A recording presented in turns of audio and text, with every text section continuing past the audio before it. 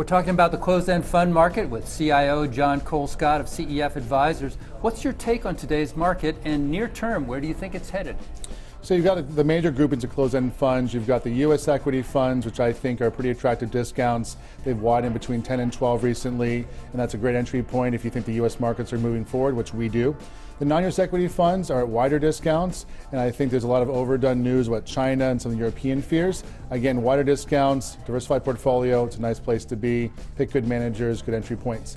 The sector funds, there's a whole lot of interesting sectors. I'd say covered call funds are really nice because the lower volatility and the option premium coming in and the return of capital, that's good for tax reasons.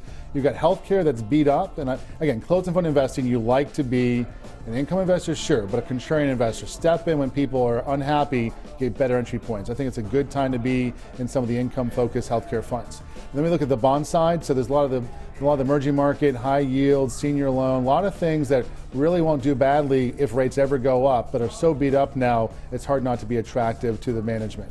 And then we have the muni side, of course, tax-free bonds, a third of the overall closed-end fund sector.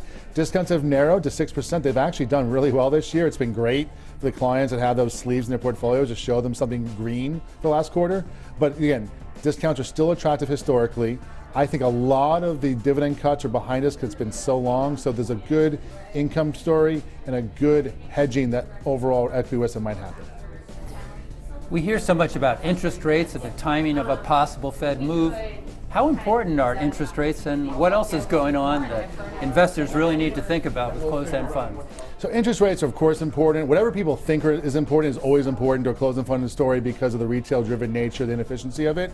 But a lot of the sectors, a lot of the bond funds, it's not fundamentally that important. But here's the thing, when the news comes out, there'll be a reaction. Yieldy things go down when rates go up, even if it doesn't make sense for the actual guts. So I'm not worried about it, though again, I interviewed a convertible manager 3 years ago, a fund, and I said rates are going up soon. I re-interviewed the same fund, different managers now. This summer, I said rates are going up soon. We'll see. In 3 years, I interview them again, we'll see if rates have gone up. So I think the key is this, diversification, knowing what the asset class should do when rates go up, and deciding how to allocate that piece of the portfolio. So it's part of the story, but it's not the long-term whole story.